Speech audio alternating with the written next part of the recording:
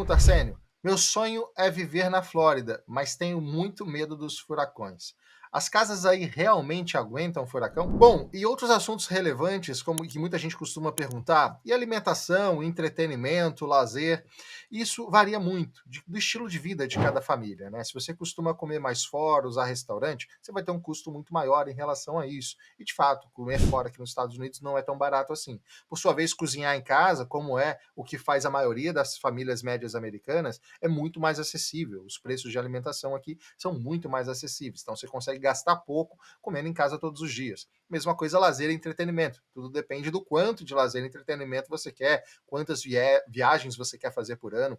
Então isso varia muito de família para família, é muito difícil a gente definir aqui. Fato é, a gente pode afirmar que uma família média que ganha um salário médio aqui nos Estados Unidos consegue sim ter um padrão de entretenimento e de lazer interessante, até porque tem muita coisa gratuita e ao ar livre para poder fazer, consegue fazer viagens de férias uma vez, duas vezes por ano, com bastante tranquilidade. Essa é a grande diferença do dólar como poder de compra. Então, planejar a sua vinda para os Estados Unidos demanda, assim, algumas atenções, estudo, e demanda, assim, você se debruçar, gastar um tempo para poder fazer essas análises e chegar aqui com segurança. A gente está aqui para te ajudar com isso, vamos continuar trazendo mais dicas e mais novidades para vocês em relação a isso, então continuem acompanhando os nossos vídeos para vocês saberem de mais notícias. Antes da gente terminar, é importantíssimo a gente responder as perguntas que os nossos seguidores enviam. Para quem não sabe, nós temos um Instagram e lá toda semana o nosso time abre uma caixinha de perguntas para que a gente possa fazer as perguntas aqui durante os nossos programas. Duas delas foram selecionadas essa semana e o Arsênio vai responder essas duas perguntas para a gente. Arsênio, vamos lá. Primeira pergunta.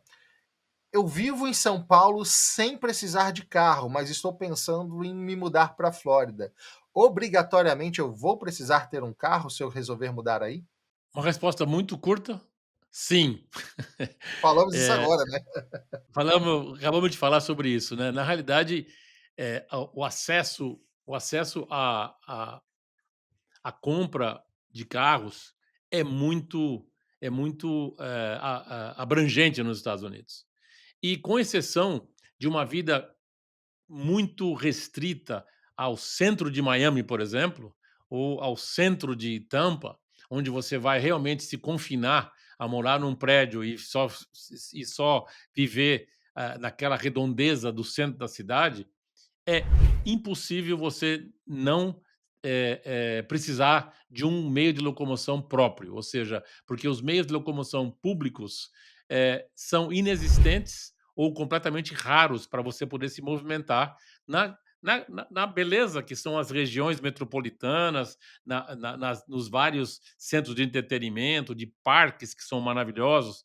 Uma outra coisa também, Davi, que eu acho que é bacana e importantíssimo do carro, é que existe uma instituição de esportes nos Estados Unidos que chama-se YMCA, que no Brasil é a ACM, né, que é a Associação Cristã de Moços, que substitui com grandes vantagens tudo aquilo que aqui no Brasil a gente tem que ir para algum clube, ser sócio de um clube. Então, para ter o carro, para você ir nesses centros de esportes que são fantásticos e custam muito barato mesmo, você vai precisar de um carro.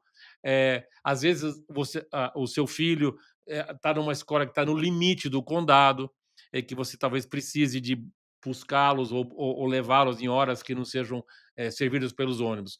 Então, a resposta é sim, considere no seu planejamento comprar um carro. Ponto. Flórida sem carro é impensável, gente.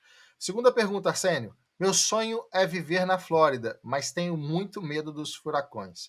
As casas aí realmente aguentam furacão? A partir dos códigos novos que se não me recordo, foram estabelecidos de código de construção nos anos 80, Davi, depois acho que a gente pode confirmar isso, mas os furacões acontecem, eles entram pelas duas costas, a costa do Atlântico e a costa do Golfo. Eh, Grande parte da Flórida é afetado. O sistema de meteorologia e o sistema de alerta é altamente desenvolvido e tem que ser levado a sério. A evacuação vai acontecer. O volume de furacões que chegam na Flórida varia, mas são frequentes. Todos os anos vão ter furacões. e, afeta, as áreas que são mais afetadas. Por exemplo, quando você vai ver no Zillow e vai procurar uma casa, um imóvel, já tem ali, obviamente, a classificação do risco daquela região que deve ser levada em consideração, e afeta também os seguros, respectivos seguros que você vai pagar pela casa.